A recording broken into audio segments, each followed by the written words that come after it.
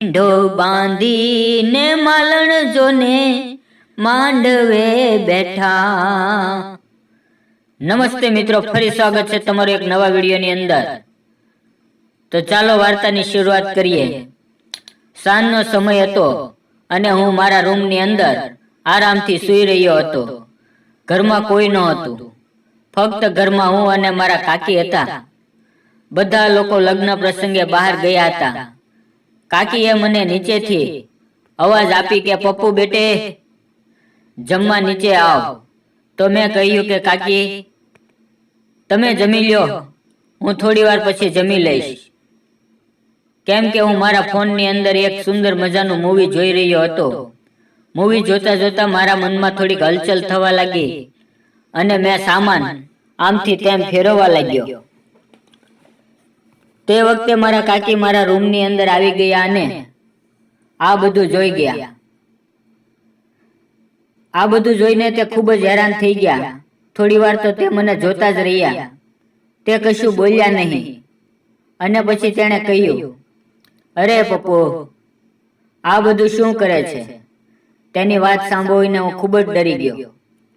હું વિચારવા લાગ્યો કે જો કાકી આ વાત ઘરના લોકોને કરી દેશે તો મારી શું હાલત થશે. તો હું તેને વિનંતી કરવા લાગ્યો, કાકી કાકી મહેરબાની કરીને તમે મારી વાત કોઈને કહેશો નહીં. તમે જાણો છો કે આજકાલના યુવાનો આ બધી રમત રમે છે અને હું પણ હવે યુવાન થઈ ગયો એટલે આવી રમત રમતો હતો.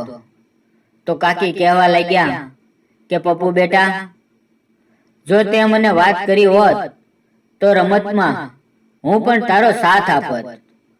તો મેં ડરતા ડરતા કાકીને પૂછ્યું કે શું ખરેખર તમે મારો સાથ આપશો?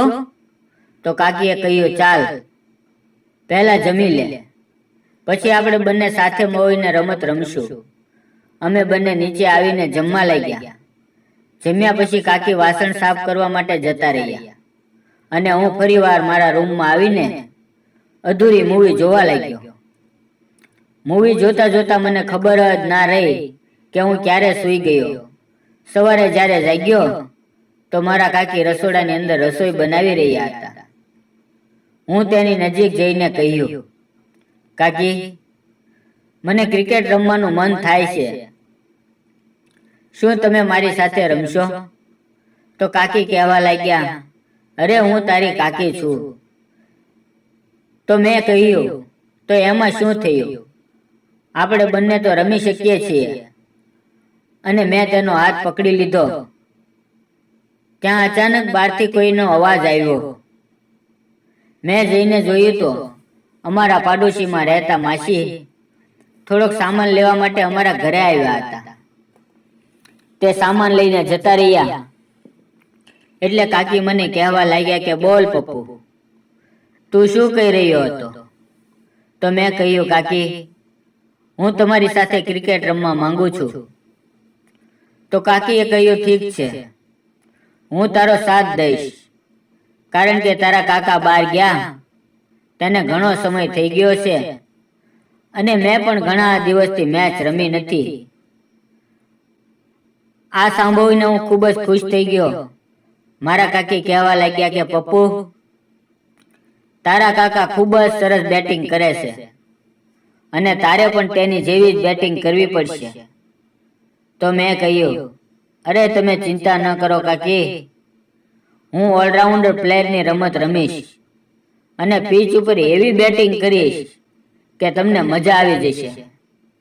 કાકી ક્રિકેટ રમવા માટે 2 ટેનિસના મોટા મોટા દડા લઈને આવી ગયા અને મારું બેટ લઈને તૈયાર થઈ ગયો. એક પછી એક બોલને હું બાઉન્ડ્રીની બહાર ફટકારી રહ્યો હતો. કાકી કહેવા લાગ્યા, અરે વાહ પપ્પુ, તું તો ખૂબ જ સુંદર ખેલાડી છે. તું ખૂબ જ ઝડપથી અને પાવર પ્લેની રમત રમાશો. કાકીના મોઢેથી વખાણ મારા સાંભળ્યા ને હું ખૂબ ઝડપથી રમવા લાગ્યો. મારા કાકીને પણ રમતની અંદર મજા આવી રહી હતી. તે મારી દરેક બાઉન્ડ્રી ઉપર લગાવેલા દરેક શોટ ઉપર જોર જોરથી ઉછળીને ખુશી વ્યક્ત કરી રહ્યા હતા. સતત 3 ઓવર મેં કાકીની ધોઈ નાખી. તે કારણે હવે તે મૂંઝાવી ગયા અને કહ્યું, પપ્પુ, જો આવું જ બેટિંગ કરીશ તો મારા હોશ ઉડી જશે અને હું મેચ હારી જઈશ.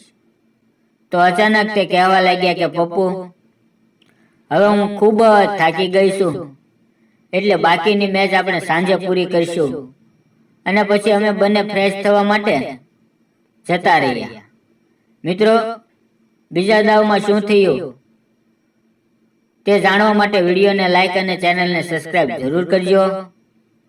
ફરી મળશું એક નવા વિડીયોમાં. ત્યાં સુધી આવજો. ધન્યવાદ.